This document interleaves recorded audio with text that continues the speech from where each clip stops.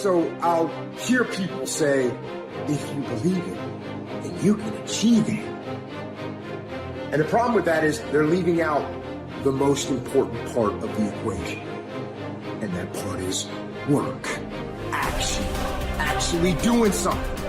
That's what you have to do to achieve anything. Yeah, you gotta believe it, but you better get the work done. When you're a kid, you're all potential. It's chaotic potential. It can manifest itself in any number of ways. And maybe you don't want to give that up. So you're like Peter Pan. You want to be a kid forever because you don't want to give up the potential.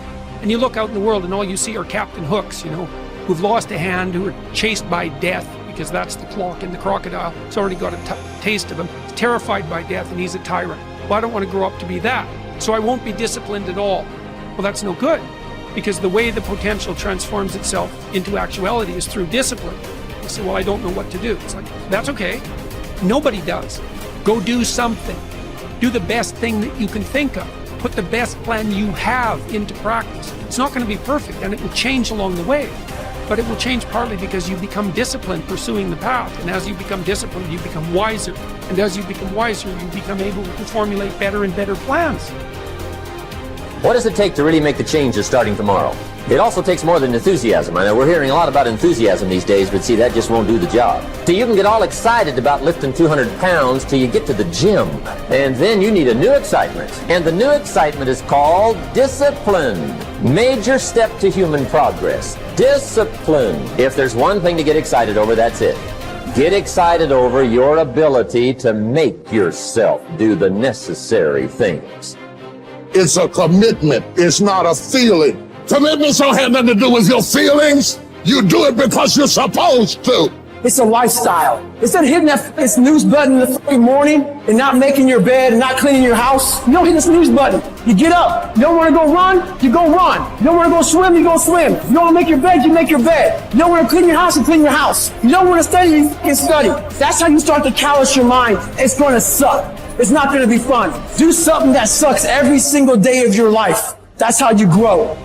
You will never have a greater or lesser dominion than that over yourself. The height of a man's success is gauged by his self-mastery, the depth of his failure by his self-abandonment. And this law is the expression of eternal justice. He who cannot establish dominion over himself will have no dominion over others.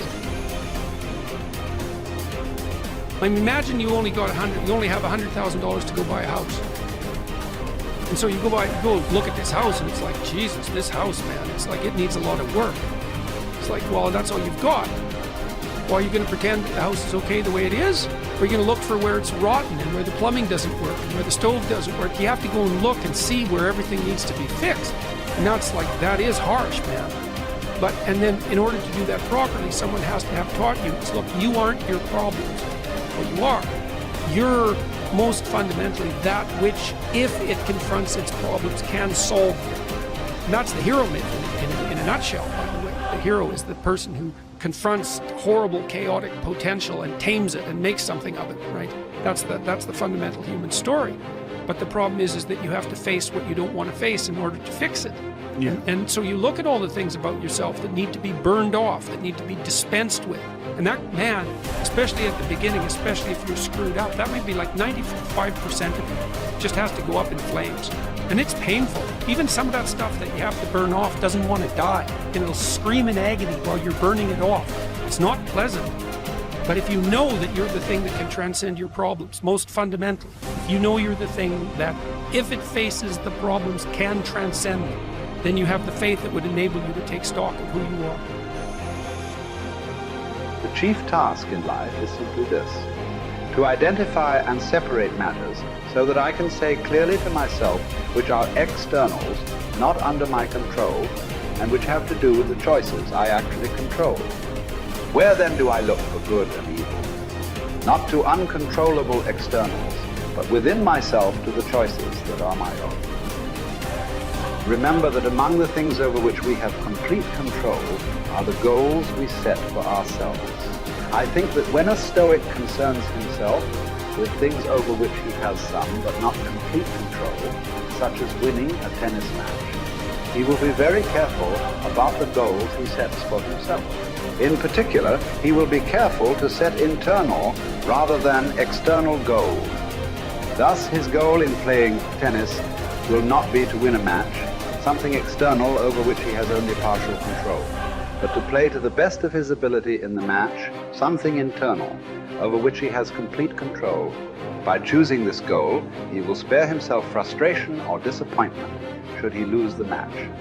Since it was not his goal to win the match, he will not have failed to attain his goal as long as he played his best. His tranquility will not be disrupted.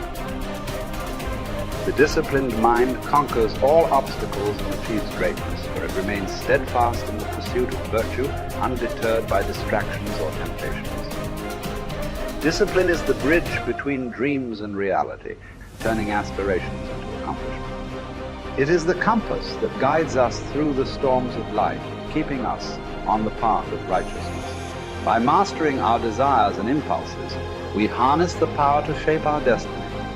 Discipline is the foundation of character, the forge where resilience and strength are honed. It is through disciplined action that we transform ourselves, inch by inch, into the best version of who we can be. This is from 12 Rules for Life. Rule 4 is compare yourself to who you were yesterday, not to who someone else is today. Yes. Because you need to have a hierarchy of improvement. You need to be aiming for something, and that means you're going to be lesser than people who've already attained along that dimension. Yes. And that can give rise to envy. So the question is, who should you defeat in the final analysis? And the answer is you should defeat your former self. You should be constantly trying to do that. And you're the right control for yourself too, because you're the one who's had all your advantages and disadvantages. And so if you want to compete fairly with someone, then you should be competing with you. And it is the case, and this is what we were talking about too with regards to the self-improvement of the fighter, is, well, if you're improving yourself, then what you are doing is competing with your lesser self. And then you might also ask, well, what is that lesser self? And that lesser self would be resentful and bitter and aggressive and vengeance-seeking and all of those things that go along with having a negative moral character. And those are things that interfere with your ability to progress as you move forward through life. So it's very necessary to understand that this is why, I've been stressing this idea of personal responsibility. It's like, well, personal responsibility is to compete with yourself. It's to be slightly better than yourself the next day. Yes. And it better in some way that you can actually manage. And that's humility. It's right. Like, well, I'm a flawed person. I've got all my problems. Could I be as good as person X? It's like not the right question. The right question is, could you be slightly better tomorrow than your currently flawed self?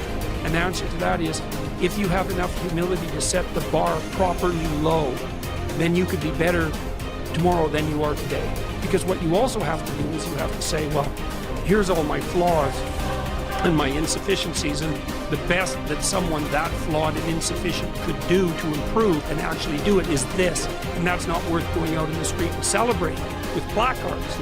It's like, well, this is why I tell people to clean their room. It's not going to brag to someone that you did that. But someone as insufficient as you might be able to manage it. And that means you actually are on the pathway to self-improvement, and you're transcending your former self. And you might say, well, what's the right way of being in the world, if there is such a thing? And it's not acting according to a set of rules. It's attempting continually to transcend the flawed thing that you currently are. And what's so interesting about that is that the meaning in life is to be found in that pursuit. So I've been laying that out in these discussions too, because it's saying, well, the fundamental issue is that life is tragic and difficult, very tragic and difficult for everyone.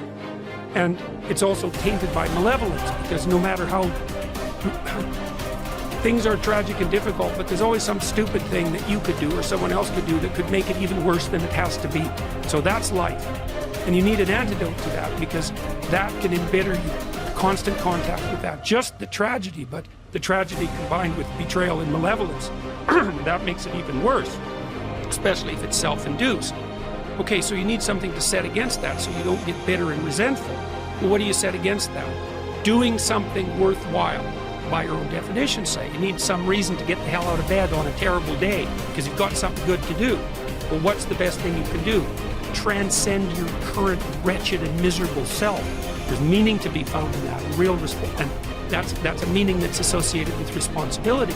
one of the things that I've been trying to lay out clearly is that life is hard. It's tainted by malevolence and betrayal. That can make you bitter. You need a meaning to offset. Where's the meaning to be found? Not in rights, not in impulsive pleasure, but in responsibility. You take responsibility for yourself, so you take care of yourself. If you're good at it, you have some excess left over to take care of your damn family. If you're good at both of those, then you have some excess left over to take care of your community. Those are heavy burdens. You pick up the burdens, you find that's meaningful. The best way to pick up the burden is to continually improve yourself.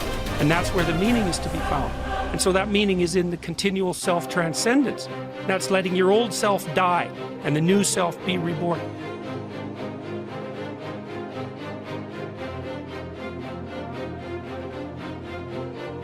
Hey everyone, thanks for watching this video on Happy Life Secrets TV.